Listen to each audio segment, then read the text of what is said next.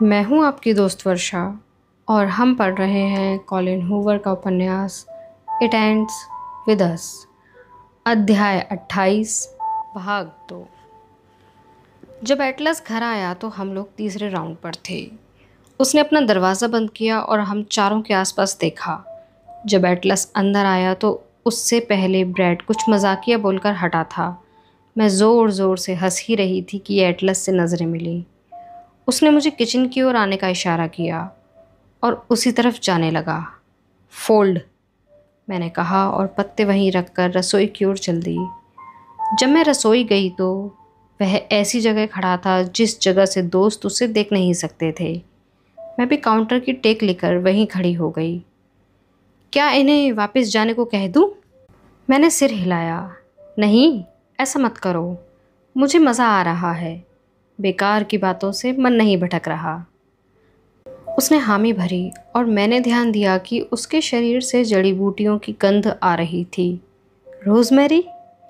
काश मैं उसे रेस्टोरेंट में काम करते देख सकती।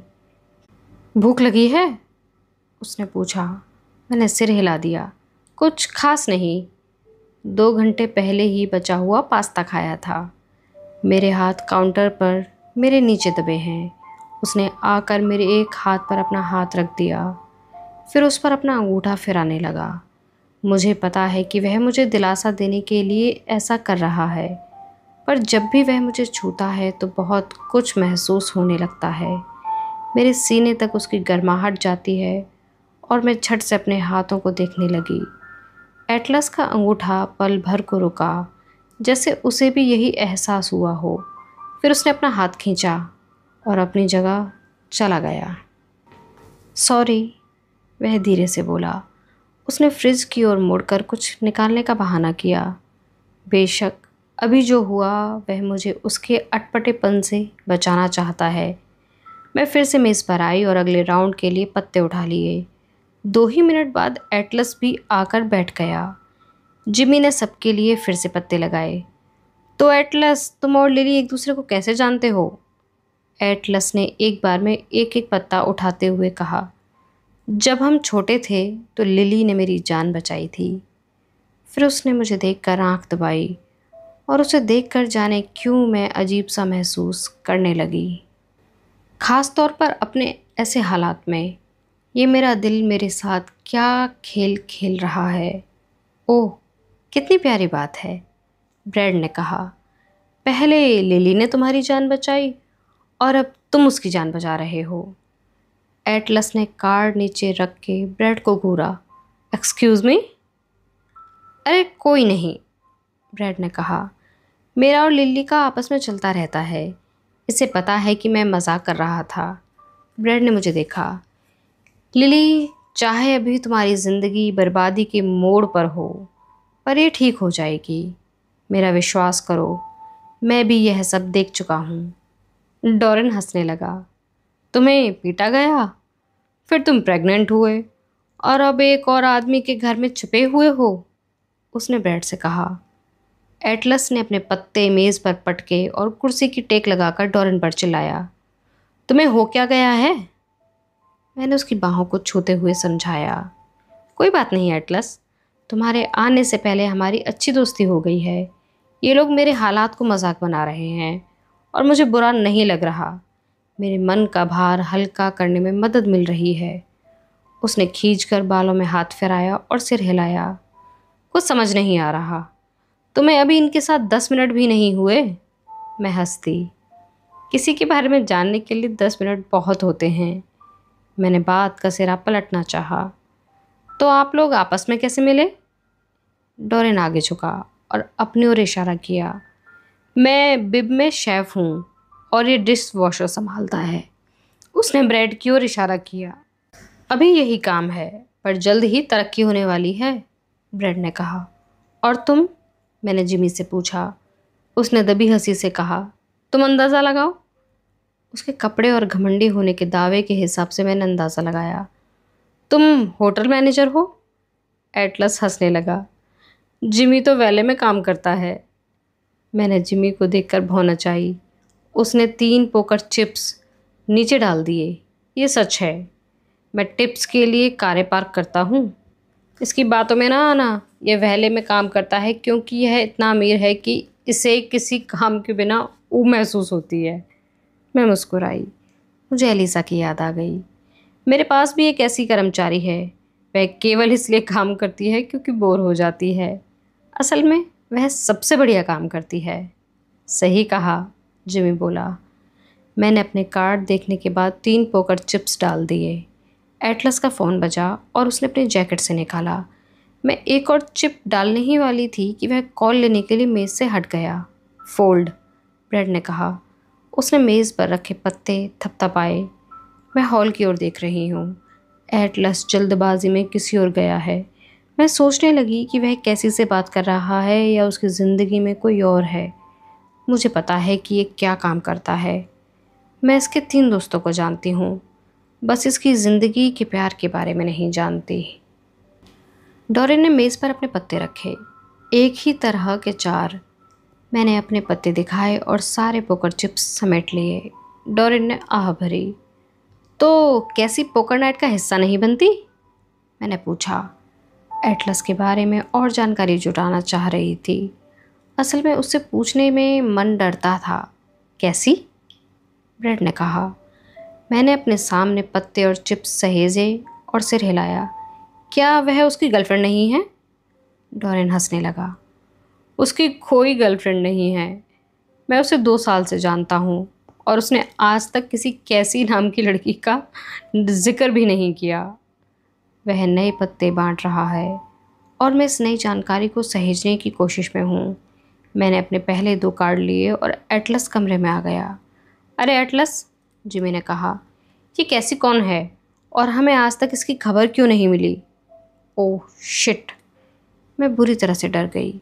अपने हाथ के पत्ते कसते हुए नज़रें नीची कर ली ताकि एटलस को देखना ना पड़े, पर कमरे में इतनी शांति है कि अगर उसे न देखा तो मेरे मन की चोरी सामने आ जाएगी। एटलस ने एक पल को होठ भींचे और फिर कहा, कोई कैसी नहीं है। हमारी नज़रें पल भर को मिली, पर मैंने उस एक पल में उसका चेहरा पढ़ लिया। कोई कैसी कभी थी ही नहीं। उसने मुझसे झूठ कहा था। एटलस ने गला खंकार कर कहा, सुनो यार, आज और नहीं खेल सकते। ये सप्ताह कुछ ज़्यादा ही। उसने अपने हाथों से चेहरा मला और जिमी उठ गया।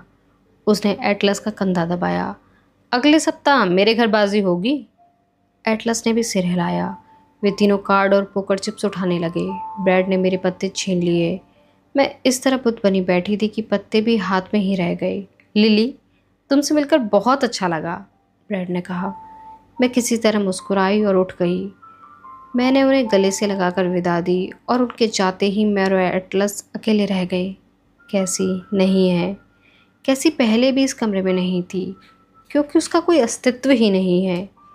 ये सब क्या भसड़ है। एटलस मेज के पास अपनी जगह से हिला तक नहीं। मैं भी नहीं हिली। वह छाती पर हाथ बांधे खड़ा है, सिर झुका हुआ है, पर उसकी नज़रें मुझे भेद रही हैं। उसने मुझसे झूठ क्यों कहा? जब मैं पहली बार रेस्टोरेंट में एटलस से मिली तो मैं और राइल औपचारिक रूप से साथी नहीं बने थे। हद है। अगर उस रात एटलस ने मुझे इस बात का हल्का सा भी अंदाज़ा दे दिया होता कि हमारे बीच कुछ हो सकता था, बेशक मैं उस समय राइल की बजाय उसे ही अपने लिए चुनती। तब तो राइल को इतनी अच्छी तरह जानती भी नहीं थी। पर एटलस ने कुछ नहीं कहा। उसने मुझसे झूठ कहा कि वह पिछले 1 साल से किसी और के साथ संबंध में है। क्यों? क्यों वह मेरे साथ कोई संबंध नहीं रखना चाहता? इसलिए उसने मुझसे यह झूठ कहा होगा। हो सकता है मुझे समझने में गलती हो रही हो सकता है कि उसने मुझे कभी प्यार ही न किया हो और वह जानता था कि कैसी को बीच में लाने के बाद वह मुझे खुद से दूर रख सकेगा। फिर भी मैं उसके घर में हूँ, उसके दोस्तों से मेल जोल बढ़ाते हुए उसके घर खा पी रही हूँ, उसके घर में रह रही हूँ।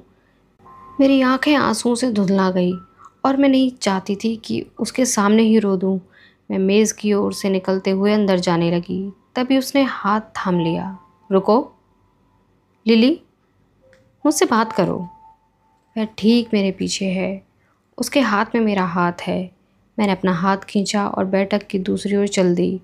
फिर मैंने अपना पहला आंसू टपकते ही चेहरा घुमा लिया। तुम मेरे लिए कभी वापस क्यों नहीं आए? उसके मुंह से एक भी शब्द नहीं निकला। वह इस सवाल का जवाब देने के लिए तैयार नहीं था। उसने बालों में हाथ फिराया और काउच पर जाकर बैठ गया। फिर गहरी सांस छोड़ने के बाद मुझे सावधानी से देखा। मैं आया था लिली। मेरी सांस भी जैसे वहीं रुक गई। मैं अडोल खड़ी उसकी बात समझने की कोशिश में थी। वह मेरे लिए वापस आया था। उसने अपने हाथ बांध लिए। जब मैं नौसेना से बाहर आया तो सबसे पहले तुम्हारे पास मेल ही किया था ताकि तुमसे मिल सकूं। मैंने आसपास पता किया कि तुम कौन से कॉलेज में थी। यकीन से नहीं कह सकता था कि क्या होगा, क्योंकि हम दोनों ही अलग इंसान बन चुके थे। आपस में मिले भी 4 साल हो गए थे। मैं जानता था कि उन पिछले 4 साल के दौरान बहुत कुछ बदल चुका होगा। मेरे घुटने कमज़ोरी पकड़ने लगे और मैं उसके पास ही कुर्सी पर बैठ गई। मैंने सिर झुका लिया। वह मेरे लिए वापस आया था। मैं सारा दिन तुम्हारे कैंपस में तुम्हारी खोज करता रहा। फिर एक दोपहर तुम्हें देखा। तुम कुछ दोस्तों के साथ बरामदे में बैठी दिखी। बड़ी देर तक देखते हुए तुम्हारे पास आने की हिम्मत जुटाता रहा। तुम हंस रही थी। तुम खुश थी। तुम्हें इतनी जिंदा दिली से बातें करते कभी नहीं देखा था। उस दिन तुम्हें उस तरह देखने के बाद जो खुशी महसूस हुई वह कभी किसी दूसरे इंसान को देखने से नहीं हुई थी। बस इतना जानना काफ़ी था कि तुम ठीक थी। वह एक पल के लिए रुका। मेरे हाथ पेट पर भिंचे क्योंकि वह दर्द कर रहा था। यह दर्द कर रहा था क्योंकि वह मेरे इतना पास था और मैं जान भी नहीं सकी। जब तुम्हारे पास आ ही रहा था कि अचानक कोई तुम्हारे पीछे से पास आया। एक लड़का। वह घुटनों के बल तुम्हारे पास बैठा और तुमने उसे देखा तो मुस्कुराकर अपनी बाहें उसके गले में डाल दी। फिर तुमने उसे चूम लिया। मैंने आंखें बंद कर ली। यह वही लड़का था जिसके साथ मेरी दोस्ती 6 महीने चली। एटलस के साथ जो महसूस करती थी उसके साथ तो उसका इतना भी हिस्सा कभी महसूस नहीं कर सकी। उसने गहरी सांस छोड़ी। मैं उस जगह से चला आया। जब तुम्हें इतना खुश देखा तो यह मेरे लिए सबसे बेहतर और बदतर भावना एक साथ रखने वाली बात थी। पर कहीं ना कहीं लगता था कि मेरी ज़िंदगी तुम्हारे लायक नहीं थी। मेरे पास तुम्हें प्यार देने के सिवा कुछ नहीं था और मेरे हिसाब से तुम उससे कहीं ज़्यादा पाने की हकदार थी। अगले ही दिन मैं अपने दूसरे दौरे के लिए निकल गया और अब उसने अपना हाथ आपस से हवा में लहराया, मानो उसके जीवन में कुछ भी आकर्षक ना रहा हो। मैंने अपना सिर पल भर के लिए हाथों में छिपा लिया। जो हो सकता था उसके लिए चुपचाप शोक मनाने लगी। क्या है क्या नहीं था। मेरी उंगलियां कंधे पर बने टैटू पर घूमने लगी। मैं सोचने लगी कि क्या कभी उस खालीपन को भर सकूंगी। अचानक ध्यान आया, जब मैंने टैटू बनवाया था तो क्या कभी एटलस ने वैसा महसूस किया होगा जैसा मैंने किया था। मानो उसका दिल सूना हो गया है। पता नहीं उसने रेस्टोरेंट में उस दिन झूठ क्यों कहा।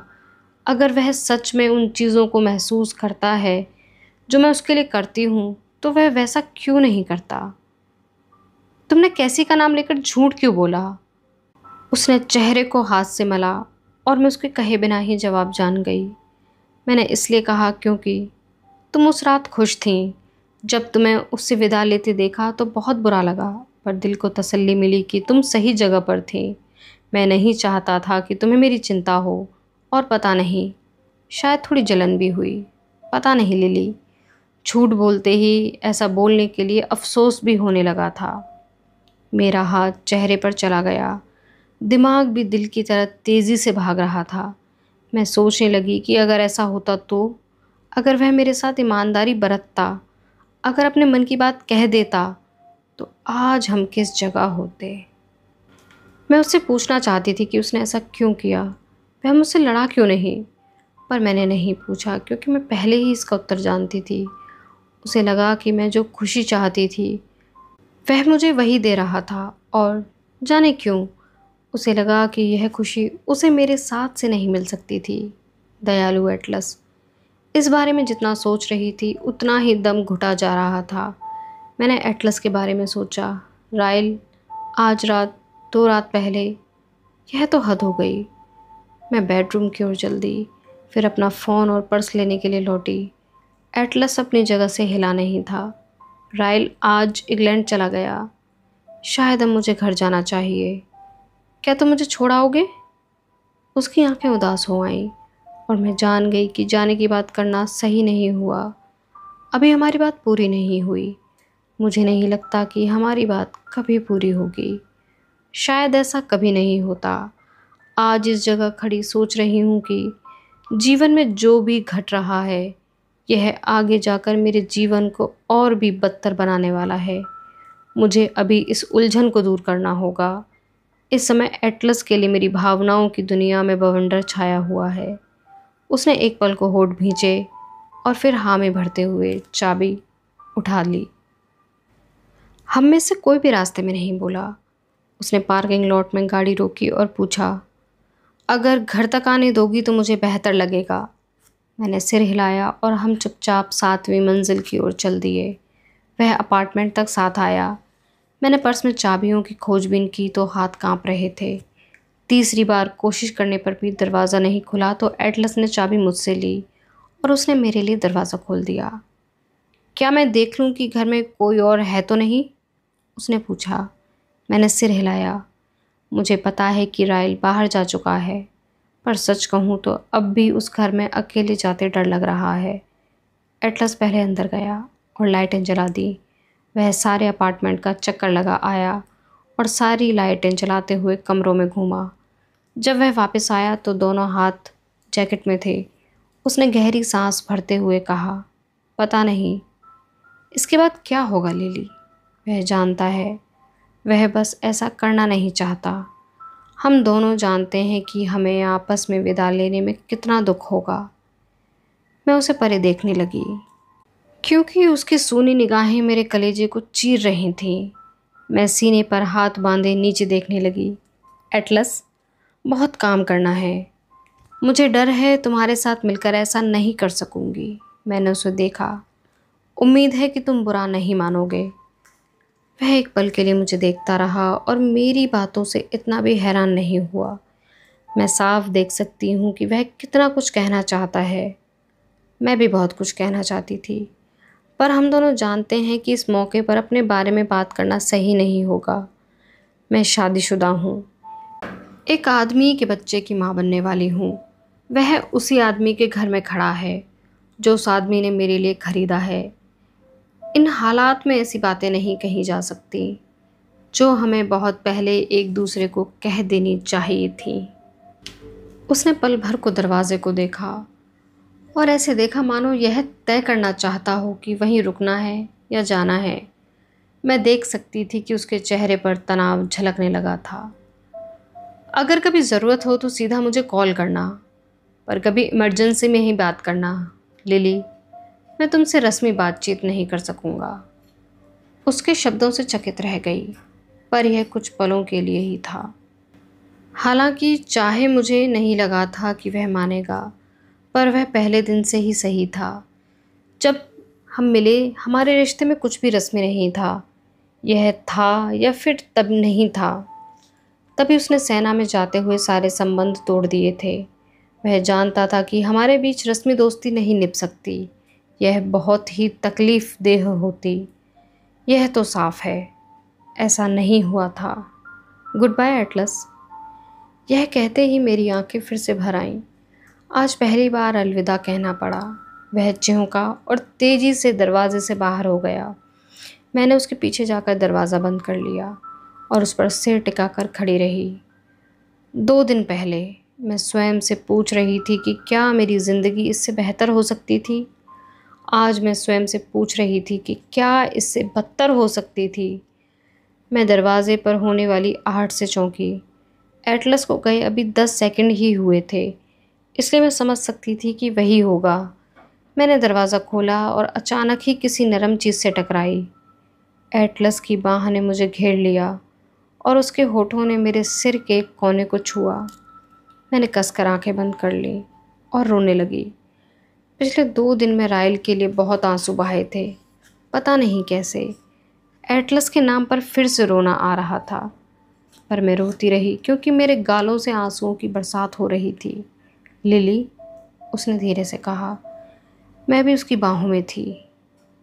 मुझे पता है तुम इस समय यह सब नहीं सुनना चाहोगी, पर मुझे कहना है, और मुझे कहना ही होगा क्योंकि मैं कई बार तुम्हें कुछ भी कहे बिना अलग हो चुका हूँ।